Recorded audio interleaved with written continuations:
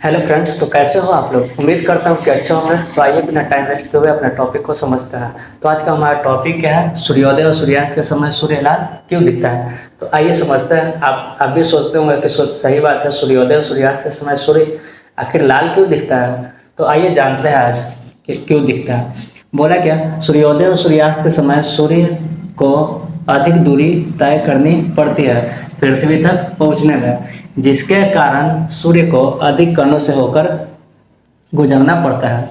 जब सूर्य कणों से होकर गुजरती है, तब वायुमंडल में उपस्थित कण श्वेत प्रकाश में उपस्थित वर्ण को अधिक प्रकीर्णित कर देती है। अतः शेष बचा हुआ जो वर्ण हमारे आंखों तक पहुंचती है वह मुख्यतः लाल ही होते हैं, जिसके वजह से हमें सूर्योदय और सूर्यास्त के समय सूर्य लाल दिखता है।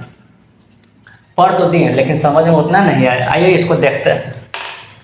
बोला क्या, सूर्योदय और सूर्यास्त के समय। तो मतलब एक बार एक फिगर बनाते हैं हम इसको।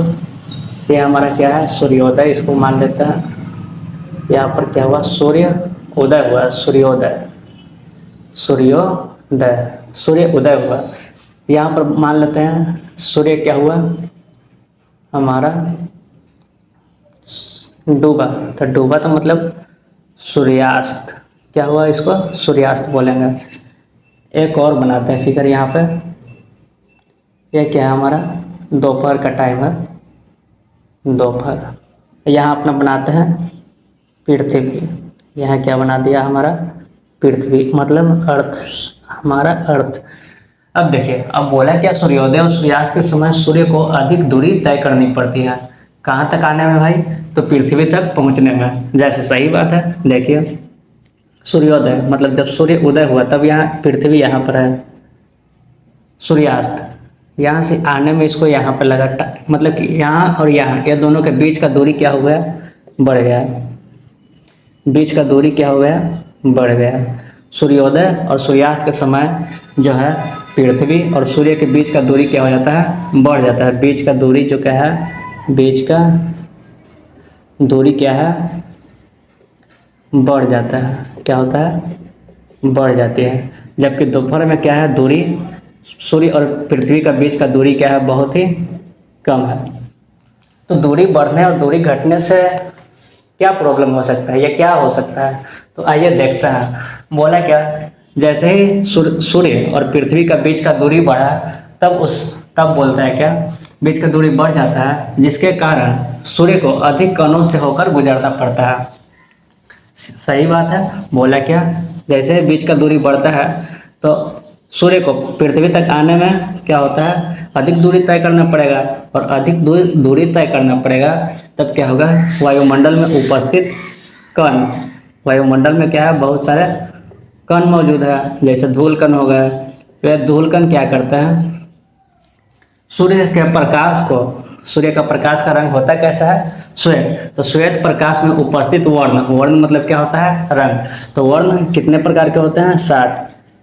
तब श्वेत प्रकाश में उपस्थित वर्ण को क्या करता है, ये कण प्रकीर्णित करते हैं। क्या करते हैं, प्रकीर्णित। या प्रकीर्णित मतलब क्या होता है, प्रकीर्णित मतलब होता है क्या, उन रंगों को फैला देते हैं। उन रंगों को क्या करते हैं, फैलाने का काम करते हैं। कौन, तो ये कण जो वायुमंडल में उपस्थित है। तो फैला देते हैं। तो इससे क्या हो जाएगा, तो फैलाने के कारण क्या होगा कि जितने भी जो कम तरंग दैर्घ्य वाले होते हैं प्रकाश, जितने भी कम तरंग दैर्घ्य वाले जो होते हैं रंग, वर्ण, वे क्या होते हैं, पहले ही क्या किया जाता है, प्रकीर्णित। मतलब कि यहाँ इधर से आते टाइम इनको क्या कर दिया जाता है, प्रकीर्णित कर दिया जाता है। तथा शेष जो हमारे आंखों तक आता है वो मुख्यतः लाल रंग होता है। जो शेष हमारे आंखों तक जब आया, ये मुन्ना बना दिया, शेष हमारे आंखों तक जो आया ये कैसा कलर का होता है, लाल रंग का होता है। तो लाल ही बचकर क्यों आया, तो लाल ही रंग बचकर इसलिए आया क्योंकि इसका तरंग दैर्घ्य जो होता है बहुत ही अधिक होता है। इसका तरंग दैर्घ्य क्या होता है, बहुत ही अधिक। अब पढ़ते हैं, अब जानते हैं क्या, अब हमारे शेष बचकर जो लाल जो रंग आया हमारे आंखों तो वो मुख्यतः किस प्रकार का रंग था, लाल। तो इसे अगर लाल आया तो इसलिए हम कहते हैं क्या कि सूर्योदय और सूर्यास्त के समय कैसा दिख रहा है, सूर्य लाल दिख रहा है। समझ में आया।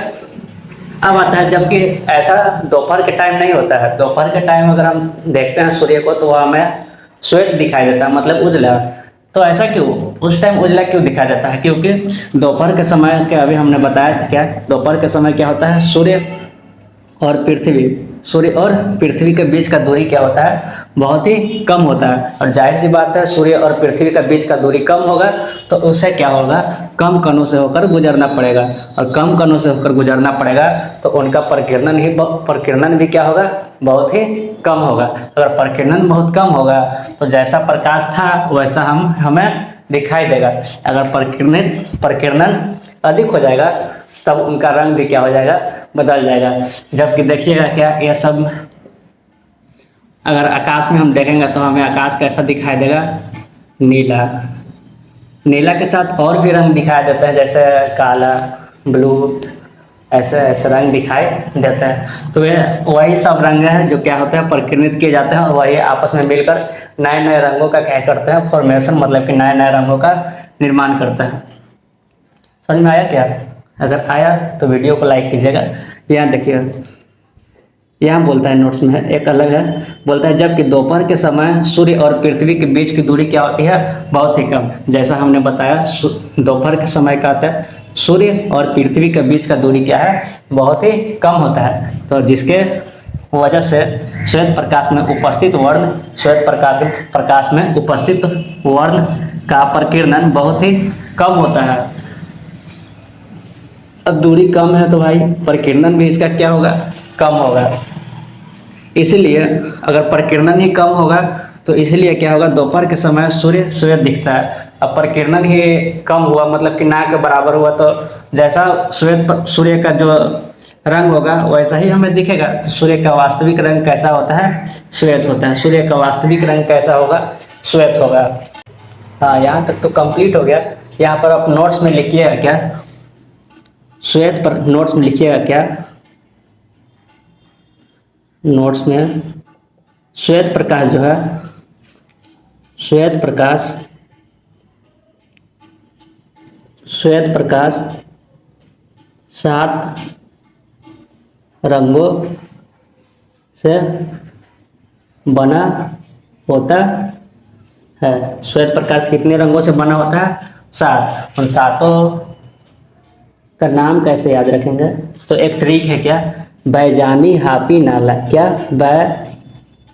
बैजानी हापी नाला, क्या नाम है, बैजानी हापी नाला। और इंग्लिश में बिबग्योर, इंग्लिश में क्या, बिबग्योर, BIBGYOR।